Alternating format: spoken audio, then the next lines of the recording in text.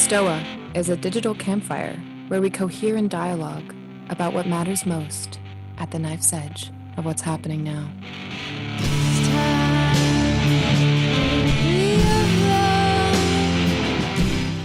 Boom. Hello, everyone. Welcome to the Stoa, place for us to cohere and dialogue about what matters most at the knife's edge of this very moment. Peter Lindbergh, the steward of the Stoa, and today is another edition of Stoic Provocations. Anyone who has not been to a Stoic Provocation, just maybe indicate in the chat, like I haven't been here before, just so I got a sense. So how much I have to explain. But there is some people I recognize who have not been. Okay, we got a bunch. So this is a new series which affords us to practice our Stoicism. Speaker visits us, shares some edgy thoughts that puts us at our edge, at the edge of our thinking. We possibly get triggered, stop the recording, and get into a collective dialogue with a little twist. And I'll explain to you those little twists in a moment. But today, to introduce our guest, we have Stephanie Lepp. Stephanie's an artist. And her current piece of art is something called Deep Reckonings. It's a series explicitly marked deepfake videos that imagine public figures having a reckoning. And she sent this to me before. I was a little bit skeptical about it. I'm like, I don't know, it feels problematic. And then I thought this would be a perfect actually series to chat at the series at the Stoa. So I invited her on, and we are here. So I'll take in Stephanie in a moment, but I'll tell you how the first part of this is going to go. So in total, it's going to be 90 minutes to 2 hours. And Stephanie's going to share her thoughts for 20 to 30 minutes on the subject of deepfakes, and she's going to share a video too on her project Deep Reckonings. And what we're going to do, the first twist, is everyone's going to change their name, except Stephanie, to Marcus.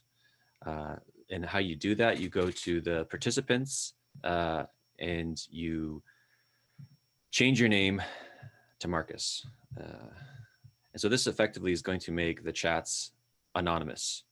It's going to be with a C. So let's do that now. And if anyone can't change because they're on the phone or something, I will change it on your behalf.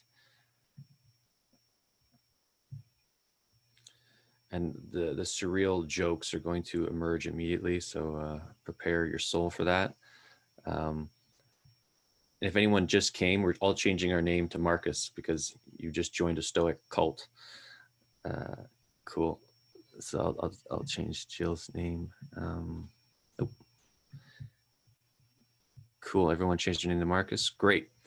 So I will just change those who cannot. So yeah, hi Marcus. Everyone's doing it already. And when you listen to Stephanie, I invite everyone to write down 4 things. What propositions you agreed with, what propositions you disagreed with, what triggered you, or what came alive for you.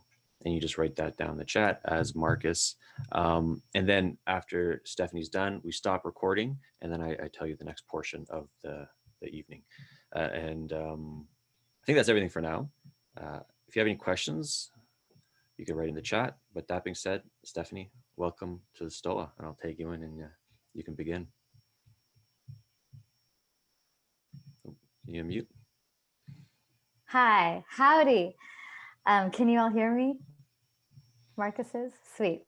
Thank you, Peter, and howdy, Marcus's. And just one, or I should say thank you, Marcus, and howdy, Marcus's. Marcus, are you recording, or can I record? Yeah, so this portion is being recorded. Okay. So then we'll stop the recording after your presentation. Okay. So yeah, okay, then I don't need to record. All right. Well, howdy, Marcus's. Yeah, and I have to say, I love this format of provocations. I actually think this is the missing piece of media literacy. You know, like we can't just do the external, making sure the source is credible and fact checking and all of that, but also the internal of just checking in with ourselves and how this piece of content makes me feel and why I instinctively want to believe or not believe it. So I think this is, yeah, I think this is kind of the missing piece of media literacy, and I'm honored to provoke here at the Stoa. So yeah, so I am Stephanie Lepp. I am an artist and producer. The organizing principle that I use to kind of cohere my work is that of a mirror. So I make things, mostly media and experiences that hold up a mirror, that enable us to see ourselves more clearly, with the theory of change being that, by seeing ourselves more clearly, we can more creatively and playfully and consciously learn and grow and evolve. And the thing that I made that I shall offer as my provocation is called Deep Reckonings. And I'm going to tell you a little bit about it and then let you experience it, and then pose 3 kind of provocation questions for y'all to feel through. So so here we go. So what is Deep Reckonings? So for the past 4 years, I have produced a podcast called Reckonings that explores how we change our hearts and minds.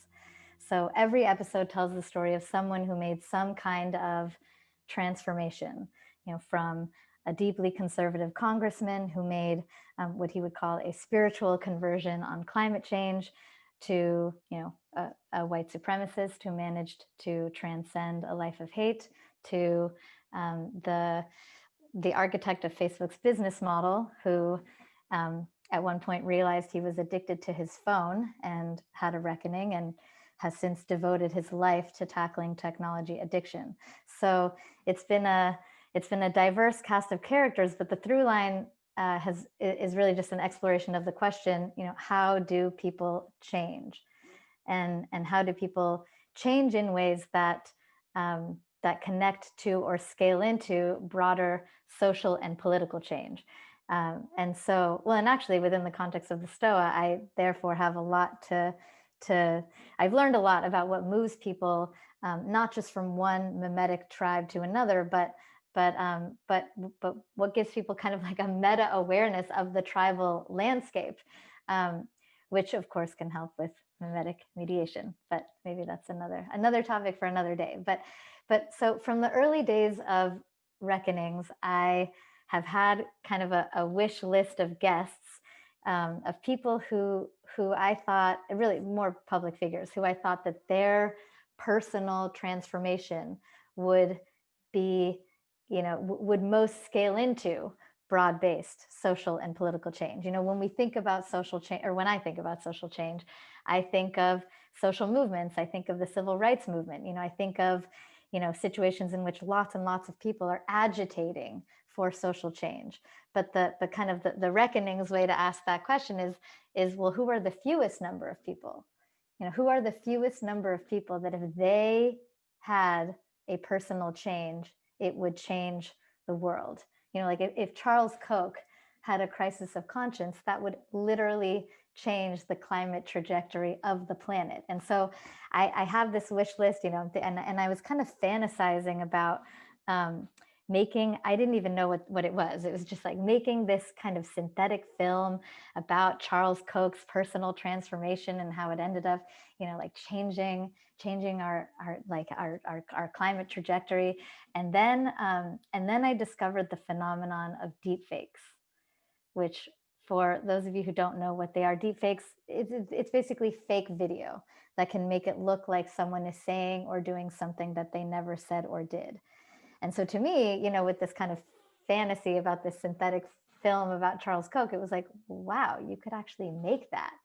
You could actually do that. And so I decided to do first an audio prototype on Reckonings with the Pope. So, if the Pope had a reckoning with the clergy sex abuse crisis, what would he say? So I wrote a script for an imaginary reckoning with Pope Francis. I had a voice actor perform it. It was just a couple minutes long, and I had no idea what listeners were going to say, because I had never released fiction on the show.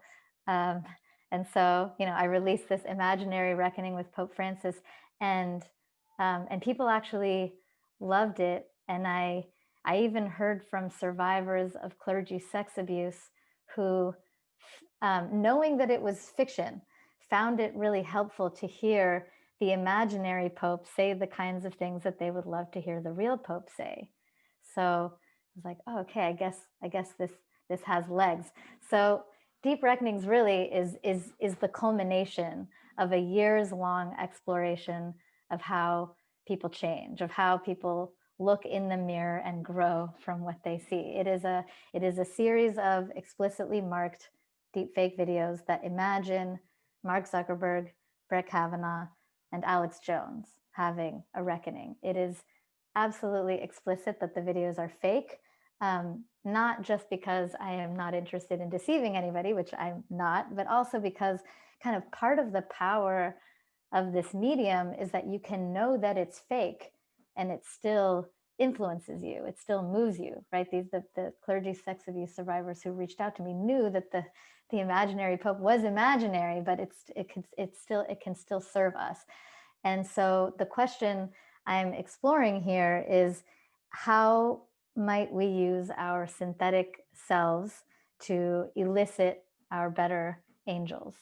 And the intention of the project, and then we'll actually watch one of these videos. The intention of the project is really twofold. One is, we're very used to the deny and deflect playbook, right?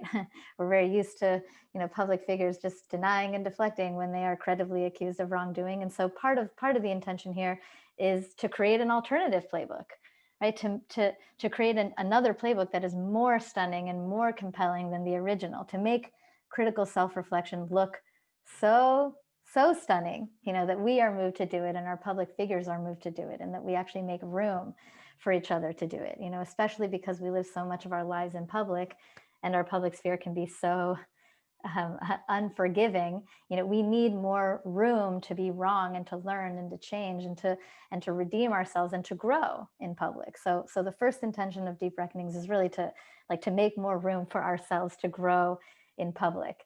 The second intention, obviously I'm working with a very provocative medium, and also an extraordinarily powerful medium. And so, and I do believe there is more potential to use synthetic media in not just ethical ways, but even in benevolent ways. And so with Deep Reckonings, I'm looking to kind of help define and fulfill and even kind of expand what we might call the pro-social potential of synthetic media.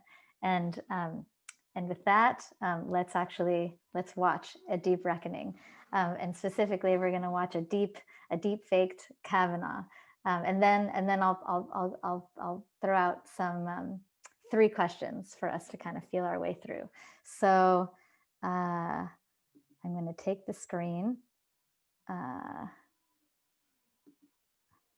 and can thumbs up if you can see my screen? Okay, sweet. Okay. I guess I'll just turn up my audio because I guess you're going to be listening to them. Oh, then I have to take out my headphones. Okay. Can you still hear me? Okay. Okay. I'm just going to play this off of my computer. So I'm going to turn the audio off, and here we go.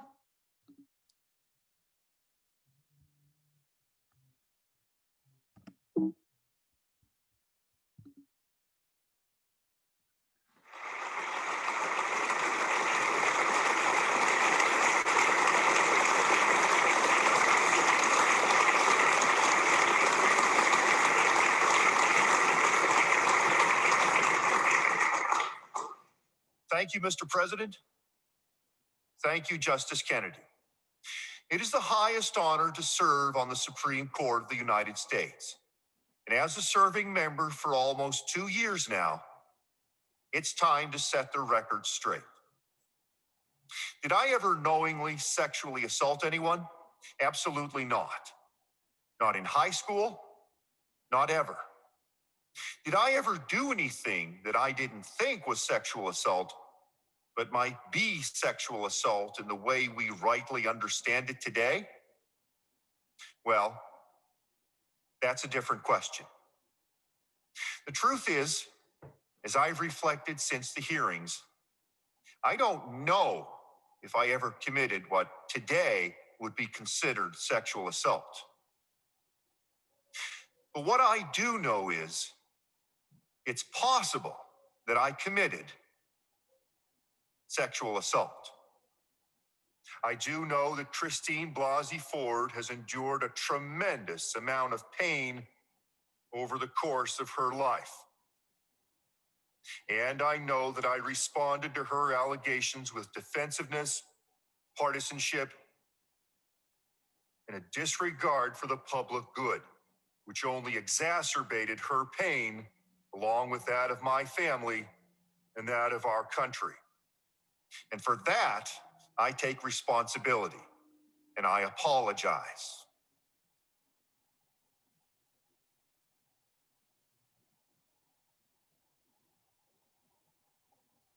What I also know is I missed an opportunity for leadership.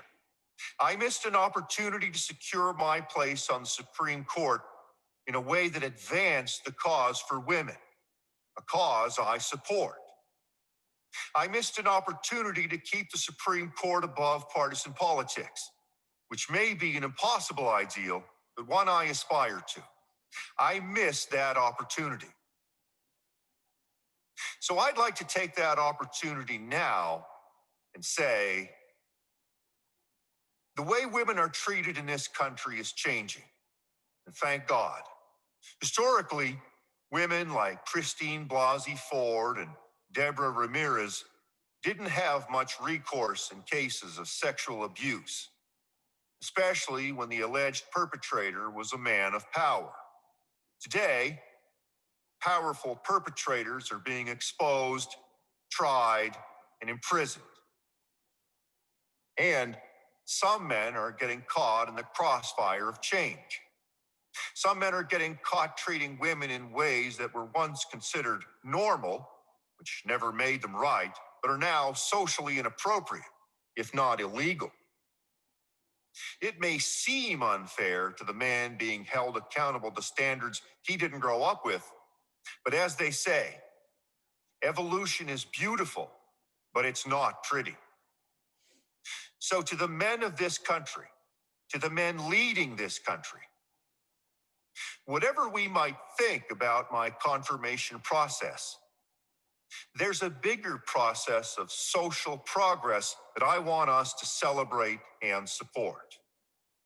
The ability of women with credible allegations against powerful men to come forward and be heard is something I want us to celebrate and support. The Me Too movement, in conjunction with due process, is something I want us to celebrate and support. Evolution is beautiful, but it's not pretty. Me Too isn't just a reckoning with sexual abuse of power. It's a reckoning with how we deal with sexual abuse of power.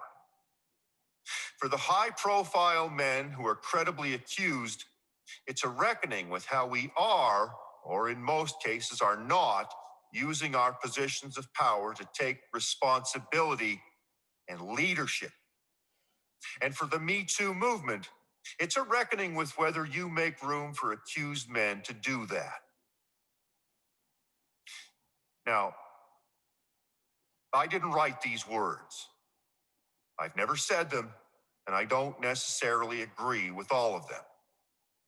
But I agree with enough of them and am committed enough to taking leadership on the cause for women that I pledge to give this speech in my own words. Please make enough room for me to do that.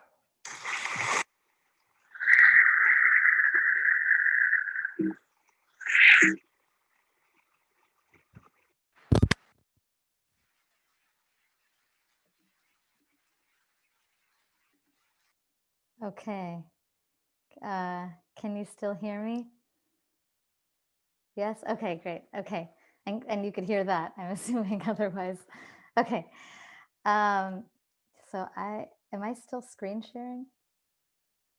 No. Okay. Cool. So that's a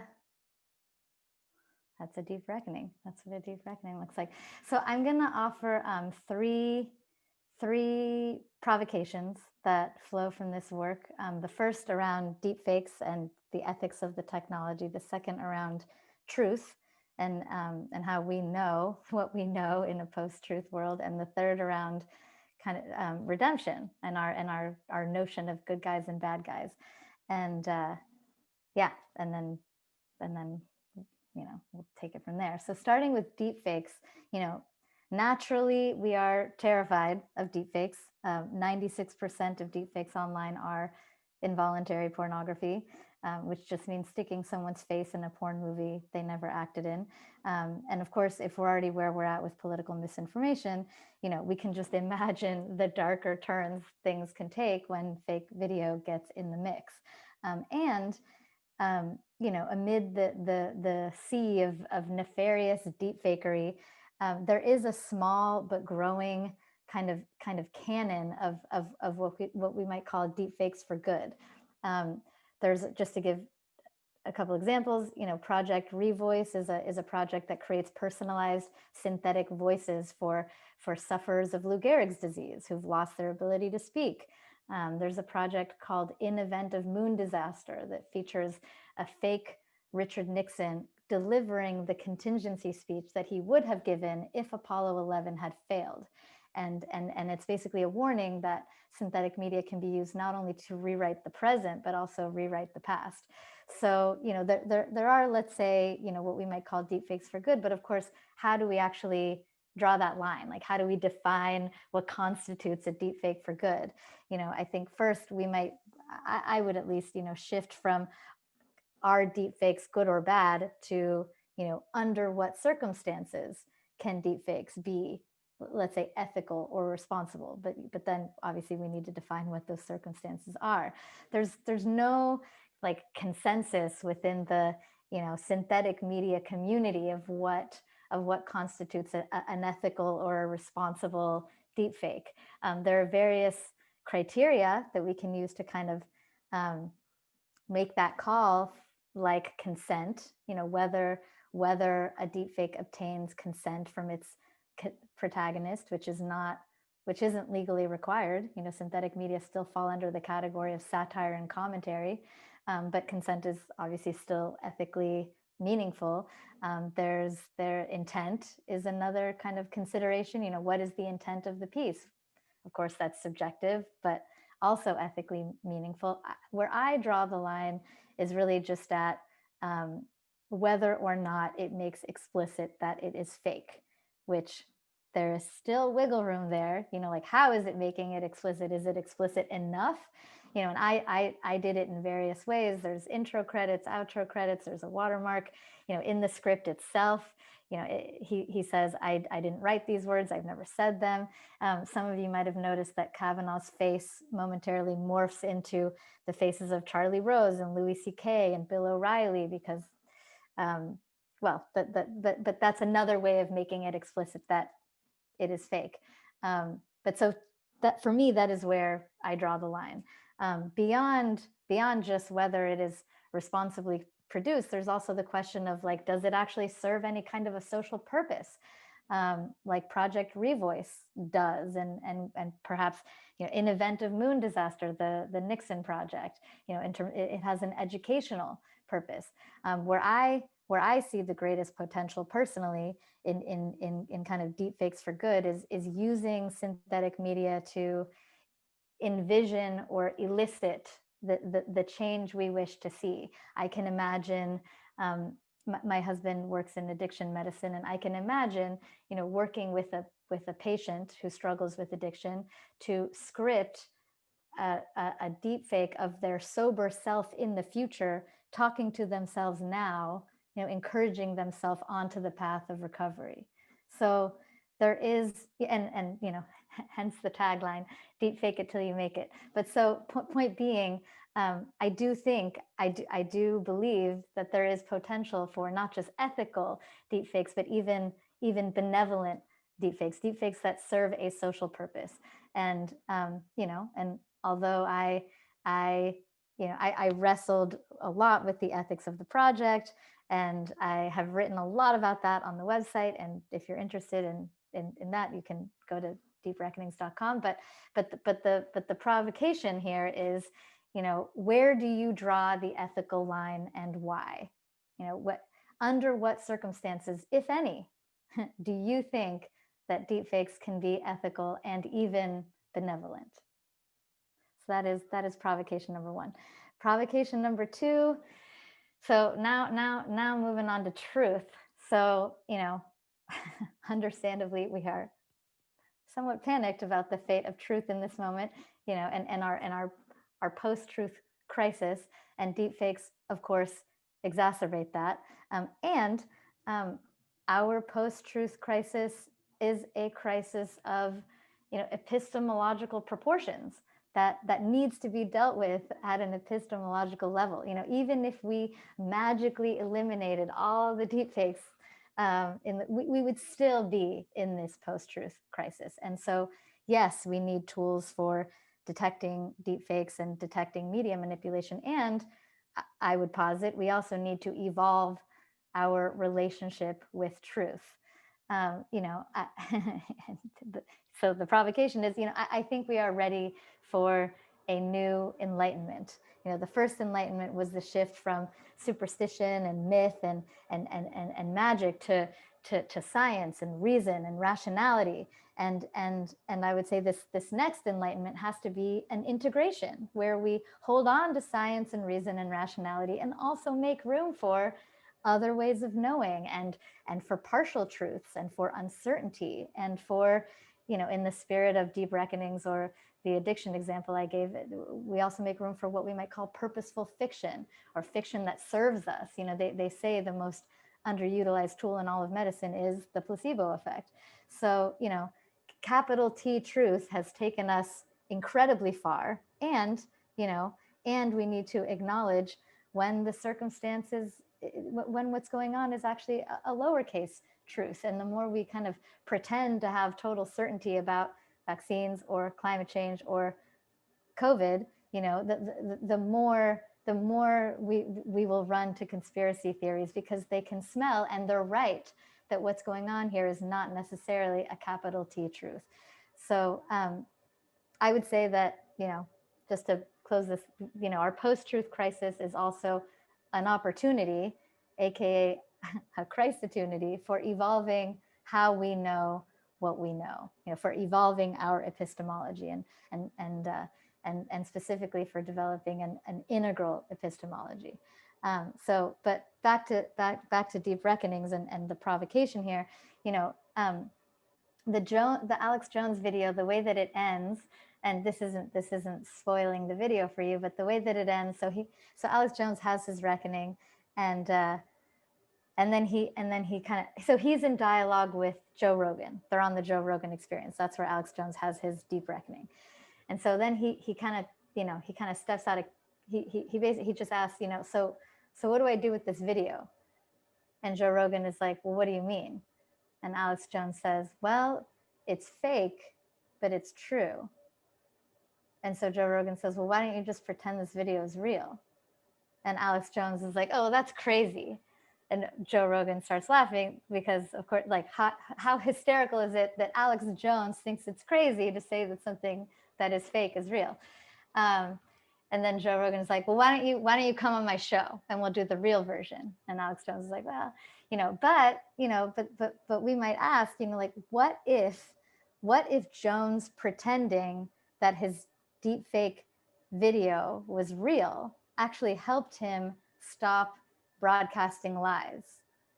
Or like, what if Jones not telling us whether it was fake or real is what helped him stop, like placebo effect style? Like, it might be fake, it might be real, but he's not going to say. Would we want to sacrifice Alex Jones not broadcasting lies for the sake of truth?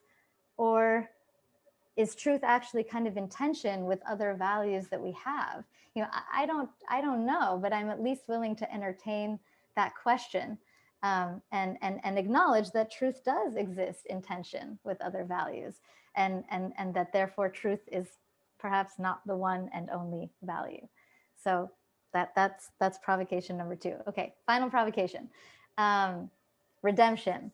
So, you know, what I think is most challenging for people about this project is that we're not just kind of like letting these people apologize, but we're actually like letting them look good doing it. You know, my goal here was not just to, you know, make something that would speak to the critics of this person, but something that would speak to the person themselves, you know, and not only not alienate them, but like I like my goal was to make something that if Mark Zuckerberg were to see it, and this is going to sound like total hubris, but this is kind of my design brief to myself, you know, would move him to say, you know, like that is hot. Like that is the me that I want to be. And so in writing the scripts, you know, I didn't just ask myself like, okay, well, what is this person reckoning with? But also, and yes, this, you know, again, hubris or might sound patronizing, but, you know, but what could a healed version of this person teach us? You know, my guests on Reckonings have come to all kinds of wisdom just through the personal experience of you know, going through a metanoic transformation, you know. And so what kind of wisdom could Kavanaugh or Zuckerberg or Jones, having had a reckoning, actually come to? Like, what is the insight that they can offer us beyond an apology? So it's not just that they're apologizing, like they're actually offering some, you know, or I'm trying to have them offer some wisdom here, which also kind of makes maybe makes this kind of approach a little harder to weaponize, because, you know, we're steel manning here. You know, if well, that's probably its own provocation, but you know, just in quoting the Kavanaugh again, you know, he says, you know, to the men of this country, to the men leading this country, whatever we might think about my confirmation process, there is a bigger process of social progress that I want us to celebrate and support.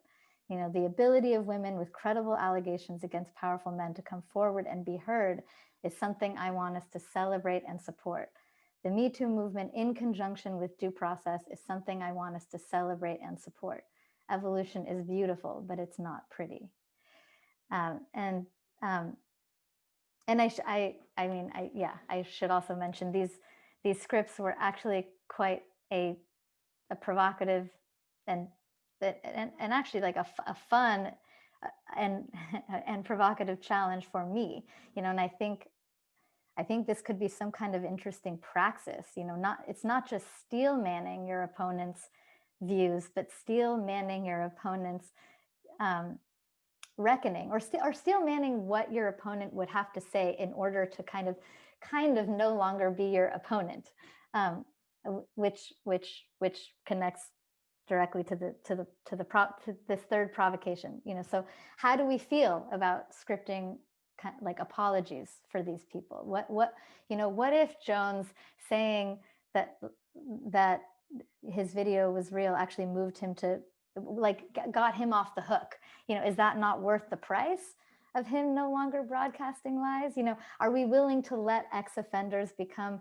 allies or even leaders? Like, are we willing to let the villain become the hero, or to transcend those categories altogether? And maybe an example that's closer to home, and there's no moral equivalence here, but, you know, I know there's been kind of struggle with the fact that a lot of the leaders in the Game B space are white men. Like, are we okay with that? Like, what if the people to figure out the Game B solutions are white guys? Is that just inherently a problem? And I'm not saying kumbaya here. I'm not saying like no consequences, you know, let everyone off the hook. Like, what I'm saying is we don't actually have to choose between consequences and compassion. You know, traditional criminal justice and restorative justice can coexist. Just because someone is sitting in jail, it doesn't mean they can't work to repair the harm they caused. You know, people should endure the consequences appropriate to their actions, and also have the opportunity to grow, you know, for their sake and all of ours. So this last, you know, provocation, what's perhaps most subversive about this project is that it kind of challenges all of us to grow. Like it challenges these men, Zuckerberg, Kavanaugh, Jones, to publicly take responsibility for their actions. And it challenges us to actually let them do that. And so in conclusion, I'm just gonna, I know I'm over time. I'm just gonna pose each provocation as a succinct question, so you can just take them in, and then I'll hand it back to Marcus. So provocation. I actually wrote these down. Provocation number 1: under what circumstances, if any, do you think deepfakes can be ethical and even benevolent? Provocation number 2: if Jones saying his deep reckonings was real, or not saying whether it was real or fake, was actually what helped him stop broadcasting deceitful conspiracy theories, would you be okay with that? Is that worth the price of something that is not true, or not knowing whether it is true? How do you see truth in tension with other values? And then provocation number 3, is there anything that Alex Jones, let's say just to stick with his example, or any of these men could do to turn him into an ally, or even a leader? Or what would it mean to transcend and include the categories of good guy and bad guy? So with that, I'm going to hand it back to Marcus. All right. Thank you for that, Stephanie. Provocative stuff, indeed. So I'm going to turn off the recording in a moment, but I'll explain how the next portion is going to go. We're going to be here for at least 45 minutes, maybe a little bit longer, and we're going to have a group conversation now. And if you've been to any collective presencing, it's going to be similar to that with some parameters. So basically, we'll do a brief meditation first for about a minute, and then if you're called to, I'll open the space up, and if you're called to speak on whatever you want to speak on, it could be those 4 things I listed before: what you disagree with, what you agree with, what triggered you, what came alive for you. Just speak on that. And you can leave anytime you want. You don't have to say goodbye, just bounce out of the room. So there's one hard rule in this round. Stephanie won't be able to speak for the first 20 minutes. She'll be silent, and then I will tag her in the private chat. So just pay attention to the private chat, Stephanie. And then when you are ever called to speak, you can jump in, just sync in with the rest of us. So the only 3 guidelines that we will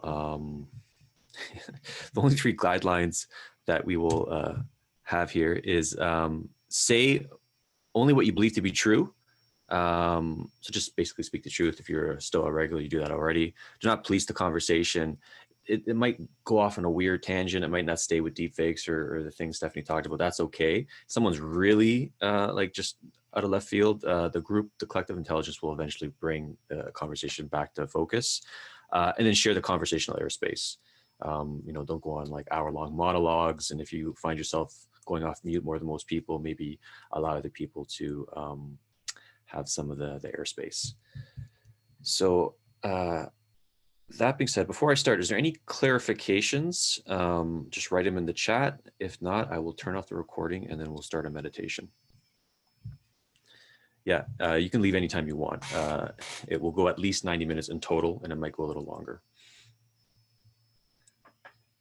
So I'll give a moment if there's any questions. And at this point, I invite everyone to turn on their camera. It creates more intimacy. It won't be recorded. So no one will find out you're a part of a weird Stoic cult. All right, so I'm gonna turn off the recording now.